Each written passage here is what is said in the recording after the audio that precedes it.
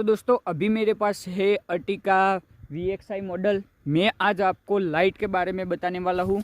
देख लो, हमने fog light में कोई भी न्यू इंस्टॉल नहीं कराई है, ठीक है। जो कंपनी में से थी वही है, लेकिन मैं आज आपको हमारी हेडलाइट के बारे में बात करने वाला हूँ, ठीक है। तो सबसे पहले देख लो, अभी ऑफ है। मैं आपको दिखाता हूँ, ये फॉग लाइट का आपको उजाला देखने को मिल रहा है।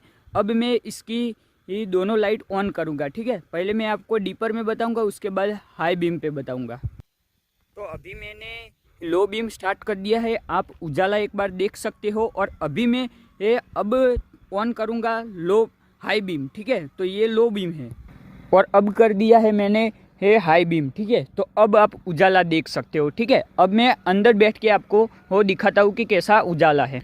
तो अभी आप अंदर से देख रहे हो, ये लो बीम है, ठीक है। और ये है हाई बीम, ठीक है। हमने बाहर से इंस्टॉल करवाया है लगभग 12,000 प्लस में, ठीक है।